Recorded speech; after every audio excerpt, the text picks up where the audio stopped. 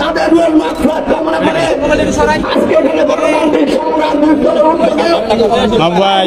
অনুষ্ঠিত হবে। ইতিমধ্যে আমাদের মাঝে উপস্থিত হয়েছেন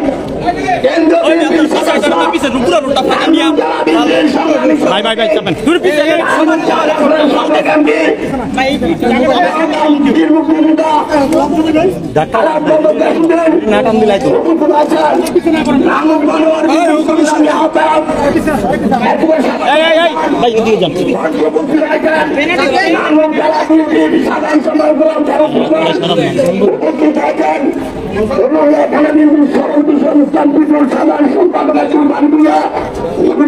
থানা বিএনপি সভাপতি মাজহারুল ইসলাম, মহানগর বিএনপি যুগ্ম মোহাম্মদ রাজার খান, মনির খান, মহানগর যুবদলের থানা বিএনপির সভাপতি মাহফুজ হুমায়ুন কবির এবং সাধারণ সম্পাদক নাসিরউদ্দিন বাচ্চুভাই, নারায়ণগঞ্জ সদর থানা বিএনপি সভাপতি মাসুদ রানা, থানা বিএনপি সাধারণ সম্পাদক কাউন্সিলর এবং নারায়ণগঞ্জ জেলা যুবদলের সংগ্রামী আহ্বায়ক সাজিদুর রহমান সাদেক, সদস্য সচিব মশিউর রহমান রনি, মানব শ্রমিক দলের আহ্বায়ক এস এম আসলাম, সদস্য সচিব ফারুক হোসেন, বন্দর থানা বিএনপি সাধারণ সম্পাদক নাজমুল হক রানা এবং যুবদল নেতা মোহাম্মদ ইসলাম জোসেফ এবং জেলা ছাত্রদল সভাপতি নাহিদ অনেক ব্যক্তিবর্গ আমাদের মাঝে উপস্থিত রয়েছে। আমরা শুধু প্রতিজ্ঞা করতে চাই, একাত্তরে আমাদের মা বোনেরা যেমন পশ্চিম পাকিস্তান হানাদার বাহিনীর বিরুদ্ধে উত্তর জাতি করে রক্তের বিরোধী স্বাধীন করেছেন। আজকে সেই স্বাধীনতার উপহার আমার বোনের লাশ, আমার ভাইয়ের লাশ রাজপথে থাকতে পারে না। সেখানে একজন মুক্তিযুদ্ধ আছে, আমি তাকে প্রশ্ন করে বলতে চাই, সেদিন কি আপনারা আপনাদের কোটার জন্য কি পাবেন সে আশা করে কি আপনারা স্বাধীনতার যুদ্ধে অংশগ্রহণ করেছিলেন কিনা? আজকে আমরা আমাদের পায়ের যে রক্ত দিয়েছে রাজপথে, ইতিহাসে 52, 71, 90, 96 কখনো রক্ত দিতে যাবে না, ইনশাআল্লাহ এবার রক্ত দিতে যাবে না। তার এই গায়েবী জানাজার পূর্বে সংযুক্ত আমাদের কিছু মূল্যবান বক্তব্য রাখবেন।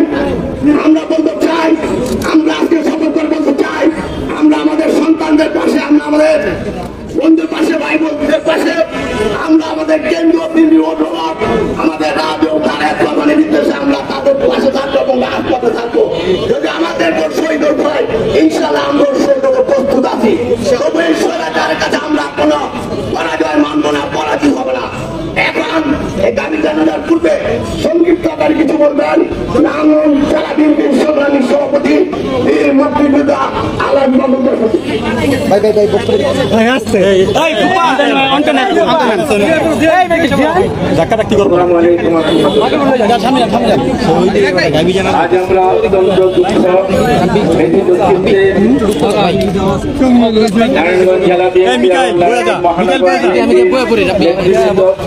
ভাই সামনে সর্বস্তরের নেতা কর্মী এবং সাধারণ মানুষ আমাদের দলীয় একটি প্রোগ্রামে অংশগ্রহণ করছি।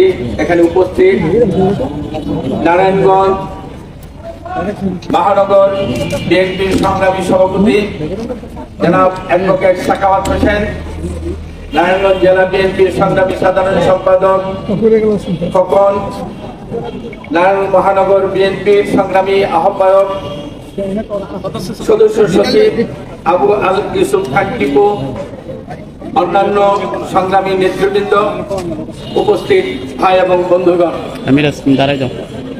আজকের যে আমাদের এই প্রোগ্রাম আপনারা সবাই জানেন যে আমরা বিএনপি এবং সমমনা রাজনৈতিক যতগুলা দল আছে সবাই মিলে সম্মিলিতভাবে আজকের এই গাইবেনার জানাজা যেটা অনুষ্ঠিত হবে সেখানে আমরা উপস্থিত হয়েছি। জাতির জন্য, আমাদের জন্য অত্যন্ত দুর্ভাগ্য এবং অত্যন্ত লজ্জাজনক একটি অবস্থায় আমরা উপনীত হয়েছি। মহান মুক্তিযুদ্ধে আমরা অংশগ্রহণ করেছিলাম, এদেশকে শত্রুমুক্ত করে গণতান্ত্রিক রাষ্ট্রীয় ব্যবস্থা প্রতিষ্ঠা করে মানুষের মৌলিক অধিকার প্রতিষ্ঠা করে সুষম একটা রাষ্ট্রীয় ব্যবস্থা পরিবর্তন করার জন্য অনেক শহীদের রক্তের বিনিময়ে আমরা এই বাংলাদেশ অর্জন করেছি। মুক্তিযুদ্ধে আমি অংশগ্রহণ করেছিলাম, আপনারা জানেন। যুদ্ধকালীন আমি কমান্ডার ছিলাম। আমরা যখন যুদ্ধে অংশগ্রহণ করি তখন আমাদের একমাত্র লক্ষ্য এবং উদ্দেশ্য ছিল দেশ মাতৃকার কিভাবে শত্রুমুক্ত করে দেশের মানুষের জন্য স্বাধীনতা সার্বভৌমত্ব এনে দিব। সেই দিন আমাদের মাথায় কোনো চিন্তা ছিল না, আমাদের জন্য কোনো স্বার্থের কথা, আমরা রাষ্ট্রীয়ভাবে কোনো সুখ সুবিধা ভোগ করব, সেই ধরনের কোনো মানসিকতা আমাদের ছিল না। কারণ সেই আন্দোলন, সেই যে মুক্তিযুদ্ধ, সেটা ছিল অনিশ্চিত। আমরা জিততেও পারি, নাও জিততে পারি।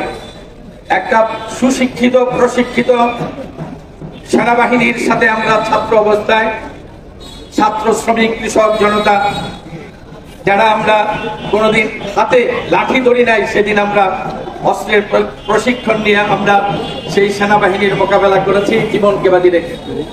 আমাদের অনেকেই সেদিন শাহাদত বরণ করেছেন, আমরাও শাহাদত বরণ করতে পারতাম। কাজে আমাদের কোনো লক্ষ্য ছিল না যে আমাদের ব্যক্তিগত কোনো স্বার্থের।